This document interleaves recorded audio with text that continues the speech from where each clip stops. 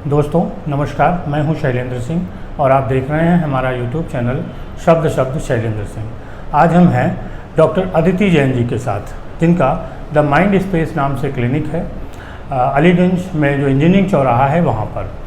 और आपका जो कार्य है वो जो मानसिक रोग हैं उन पे काम करने का है। बहुत सारी बीमारियां हैं जिनके बारे में हम चर्चा करेंगे कि मानसिक रोग में क्या क्या चीज़ें आती हैं। अभी एक धारणा पूरे समाज में बनी हुई है कि मानसिक रोग को हम एक अलग टैबू की तरीके से लेते हैं, लेकिन धीरे धीरे समाज में अब जागरूकता आ रही है। जो भी ये परेशानियां हैं इसके लिए लोग डॉक्टर के पास आ रहे हैं। पहले क्या होता था कि बहुत सारी परेशानियों को लोग छिपाते थे, जिसकी वजह से ये मर्ज और बढ़ता जाता था। आज हम बात करेंगे महिलाओं में डिप्रेशन की। घर, परिवार, कैरियर और अपनी लाइफ, इन सब के बीच जो तालमेल बैठाने में महिलाओं को बहुत सारी दिक्कतें आती हैं और कई बार वो इन दिक्कतों को हल करते करते डिप्रेशन में चली जाती है, तनाव में चली जाती है। तो इनका क्या इलाज है, इस पर ही बात करेंगे। लेकिन सबसे पहले डॉक्टर साहब से समझेंगे कि मानसिक रोग क्या है और कौन कौन सी बीमारियां इसके अंदर आती हैं। डॉक्टर साहब बहुत बहुत आपका स्वागत है। सबसे पहले तो जो ये क्लिनिक है आपका माइंड स्पेस, इसके बारे में बताइए थोड़ा, किन किन चीज़ों का यहाँ इलाज होता है।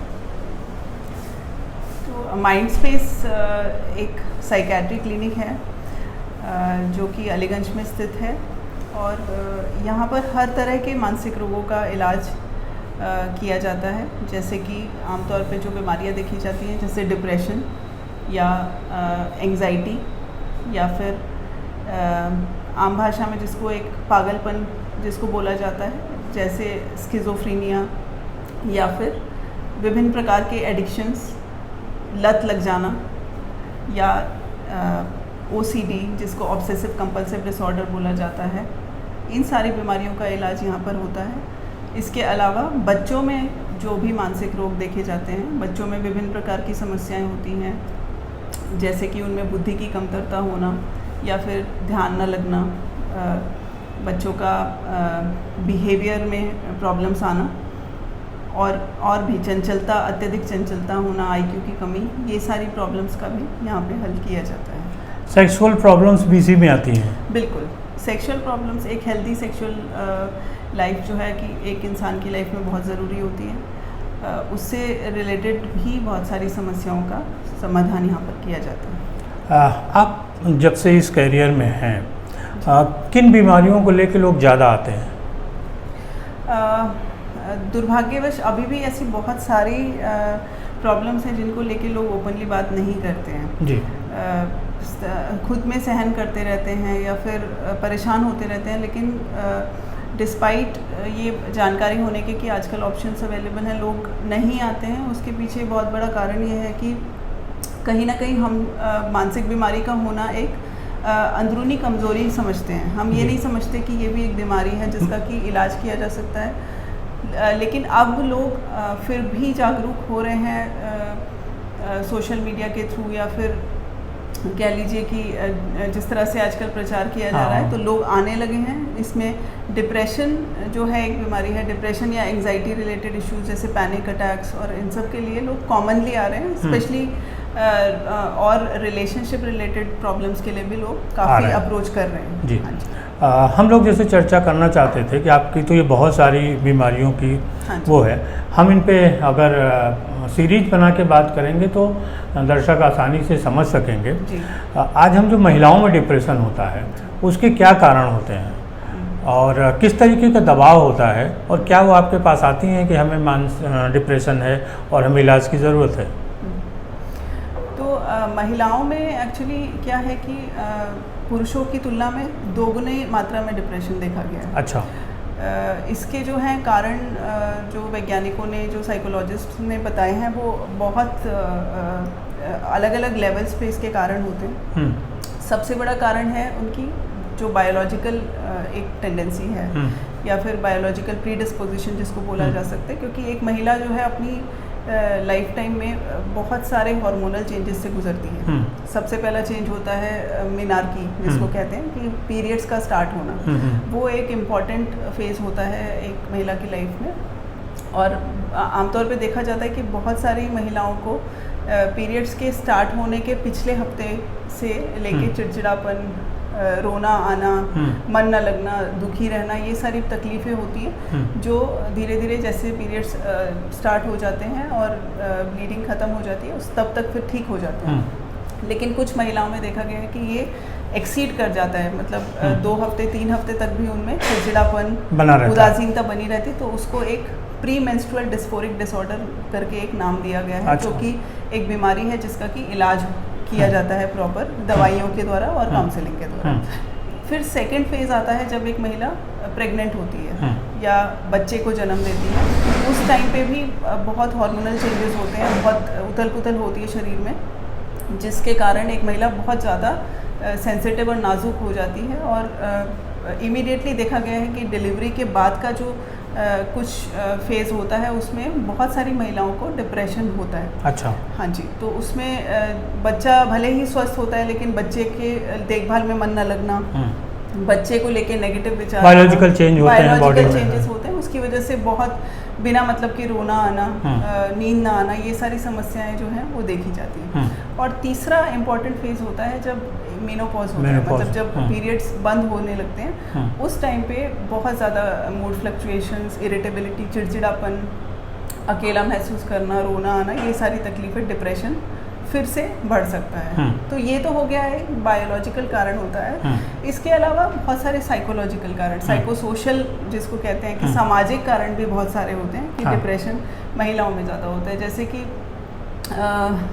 हर कोई इस बात को मानेगा कि मतलब इंडिया में ही नहीं, भारत में ही नहीं, अक्रॉस सोसाइटीज़ ये देखा गया कि लेडीज़ को या महिलाओं को थोड़ा पुरुषों की तुलना में कम इम्पोर्टेंस है, उनको मतलब एक इक्वली समझा नहीं जाता है, चाहे वो भी एक मानसिक दबाव होता है, जो भी किसी भी स्तर पे हो, कितना भी काम कर रही हूँ, लेकिन उनको एक जितनी इम्पोर्टेंस एक एक्सपेक्टेड होती है, मिलनी चाहिए, वो कहीं ना कहीं उनको नहीं मिलती है, जिसकी वजह से उनकी जो क्वालिटी ऑफ लाइफ है वो कॉम्प्रोमाइज़ होती है, कहीं ना कहीं अपने आप को व्यक्त नहीं कर पाती हैं।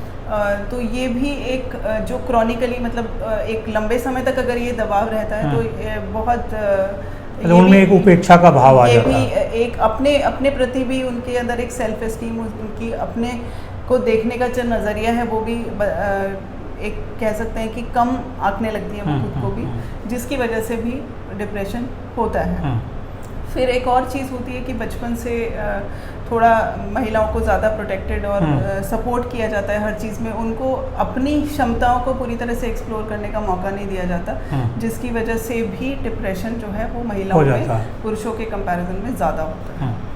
और इसके बाद जब शादी होती है जी, पहले एक दौर था कि भाई माँ बाप ने शादी तय कर दी, अब आपको कैरियर बनाना है, फिर शादी करनी है, इन सारी चीज़ों का भी दबाव रहता है।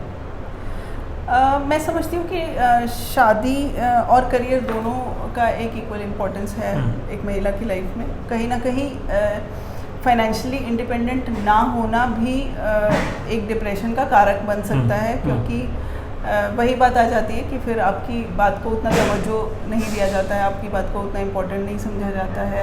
तो कहीं पे भी किसी व्यक्ति को जब खुद को व्यक्त करने का अवसर नहीं दिया जाता है तो उसमें चांस होता है कि वो डिप्रेशन में जा सकता है। तो मुझे लगता है कि शादी और करियर दोनों में एक बैलेंस होना चाहिए।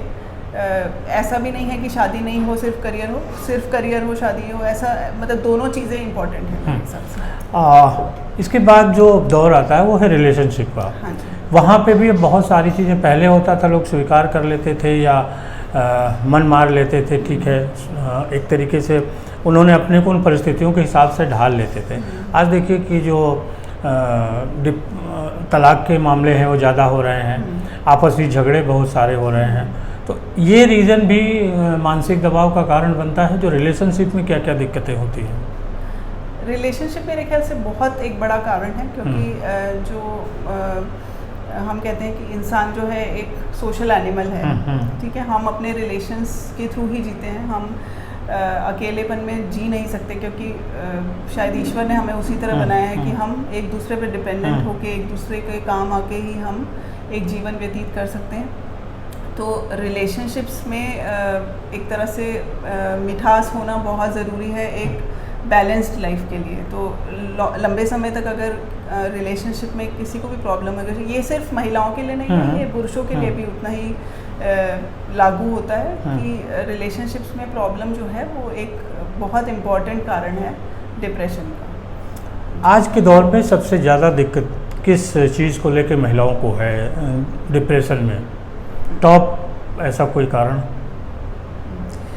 देखिए, मुझे लगता है कि कहीं ना कहीं हर महिला जो है घर और करियर दोनों को एक बैलेंस करने के जो होड़ है, क्योंकि करियर में भी उतना ही डिमांडिंगनेस है। मतलब ऐसा नहीं है कि महिला घर भी चला रही है तो उसको करियर में कुछ छूट मिलेगी, ऐसा नहीं है, क्योंकि दोनों ही तरफ की डिमांड्स जो है वो इतनी ज़्यादा हैं कि उसको जो पूरा करने का जो एक टारगेट जो होता है वो उसके मात्रा में कहीं ना कहीं एक अपनी कैपेबिलिटी या जो क्षमता होती है वो कहीं ना कहीं कम अगर पड़ती है तो महिला डिप्रेशन में जा सकती है।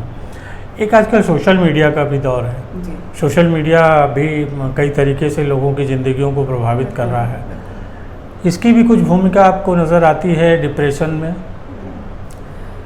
सोशल मीडिया, देखिए सोशल मीडिया मेरे ख्याल से एक डबल साइडेड कॉइन आप किसको बोल सकते हैं कि लेकिन लोगों को लगता है ना कि वो समझते हैं कि जो सोशल मीडिया है वही एक उनकी लाइफ का हिस्सा है।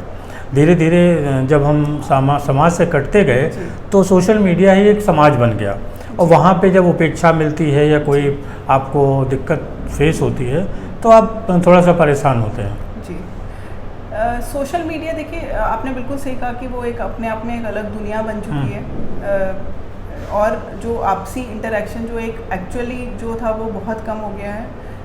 फेसबुक पे, इंस्टाग्राम पे, इस पे इंटरेक्शन ज़्यादा हो गया है और एक्चुअली लोगों का मिलना जुलना कम हो गया है, ये भी एक कारण है। उसके अलावा चलिए ये मान लें कि ये इंटरेक्शन का एक ज़रिया अगर है कि आप दूर जो लोग रह रहे हैं उनसे आप मिल पा रहे हैं, लेकिन जब इसमें एक कंपैरिजन वाली बात आ जाती है, जब एक तुलना वाली बात आ जाती है कि फ्रेंड और फ्रेंड लिस्ट में, फ्रेंड और फ्रेंड लिस्ट में कि मतलब एक स्टेटस जब आप उसको मानने लगे, स्टेटस सिंबल एक मानने लगते हैं कि मेरे कितने फॉलोअर्स हैं या मेरी फोटोग्राफ्स में कितने लाइक्स हैं, तो उसमें भी एक कंपटीशन अगर स्टार्ट हो गया तो वो मुझे लगता है हेल्दी नहीं है, वो एक अच्छी चीज़ नहीं है। मुझे लगता है कि सोशल मीडिया का यूज़ जो है अवेयरनेस के लिए, और जिन लोगों से आप कांटेक्ट नहीं कर सकते, जैसे आप किसी और देश में कोई रह रहा है उससे आप कांटेक्ट करना चाहते हैं, उसके लिए अगर आप यूज़ करते हैं तो अच्छा है। लेकिन अगर आप इस चीज़ को लेके तनाव में रहने लगें कि मुझे भी उतने ही स्टेटस मेंटेन करना है, उतने फॉलोअर्स मेंटेन करने हैं, तो वो फिर आपका एक टेंशन देगा, टेंशन वाला फैक्टर बन सकता है, वो फिर आपको प्रीडिस्पोज कर सकता है डिप्रेशन या एंग्जाइटी के लिए। बातचीत के इस आखिरी दौर में आप महिलाओं के डिप्रेशन पे कुछ और उनको बताना चाहते हैं, कैसे वो इससे निजात पाएँ? मैं ये कहना चाहती हूँ कि यदि आपको कोई प्रॉब्लम है, आप किसी भी लेवल पे अगर कोई प्रॉब्लम फेस कर रही हैं तो बहुत ज़्यादा उस चीज़ को सहन करने के बजाय आप आगे आएँ, एक अपना सपोर्ट ग्रुप ढूंढने की कोशिश करें कि कहाँ से आपको मदद मिल सकती है, क्योंकि आप अकेले नहीं हैं। बहुत सारी महिलाएं हैं जो कहीं ना कहीं रोज़मर्रा की ज़िंदगी में एक स्ट्रगल कर रही हैं, लेकिन एक मन में डर की वजह से वो अपनी प्रॉब्लम्स को, अपनी समस्याओं को बता नहीं पाती है। तो मुझे लगता है कि एक पहला स्टेप लेना, एक शुरुआत करना इस चीज़ के लिए कि कोई प्रॉब्लम है उसका हल मुझे ढूंढना है, ये एक बहुत ज़रूरी है। बाकी परिवार की जिम्मेदारी, करियर की जिम्मेदारी के साथ साथ आपको अपने ऊपर भी ध्यान देने की बहुत आवश्यकता है, क्योंकि you can not pour from an empty cup, जैसे बोला गया है कि आप अगर खुद में परिपूर्ण नहीं है तो आप किसी और को मदद कैसे करें, मदद नहीं कर सकती हैं। तो अपने स्वास्थ्य पे ध्यान देना, अपनी इच्छाओं को भी पूरी करने पे ध्यान देना, ये भी आपको एक इम्पॉर्टेंट एक पार्ट होता है जो कि आपको समझना चाहिए। तो अगर एक शुरुआत एक पॉजिटिव करी जाए कि हाँ अपने को भी इम्पोर्टेंस दें, अपनी मेंटल हेल्थ को भी इम्पोर्टेंस दें और हेल्प के लिए अप्रोच करें। हेल्प है, बहुत जगह पे मदद आजकल अवेलेबल है, लेकिन बहुत लेट जब सिचुएशन हाथ से निकलने लग जाती है उस टाइम मदद लेने की बजाय अगर आप शुरुआत से ही एक एक प्रॉब्लम को एड्रेस करते चलेंगे तो मुझे लगता है कि डिप्रेशन को काफ़ी हद तक पहले ही टैकल करा जा सकता है। समस्याओं के लिए जितनी जल्दी आप अपना एक मन बना लेंगे उनको हल करने का, उतना अच्छा और उतने कम समय में आप रिकवर कर जाएंगे। बीमारियां जितनी ज़्यादा बढ़ेंगी और जितनी देर में आप डॉक्टर के पास आएंगे वो समस्या उतनी ही गंभीर होगी, समय भी ज़्यादा लगेगा, इलाज भी महंगा होगा और लाभ भी होने के चांसेस कम हो जाएंगे। तो बहुत शुक्रिया डॉक्टर साहब, हम लोग आपसे मिलते रहेंगे और भी कुछ जो बीमारियां हैं इन पे चर्चा के लिए। और सभी साथियों आपका भी बहुत शुक्रिया, आप देखते रहिए हमारा ये चैनल, और आपको जो दिक्कतें हों वो आप डिस्क्रिप्शन में बता सकते हैं, हम लोग उस पर भी चर्चा करेंगे। शुक्रिया, धन्यवाद।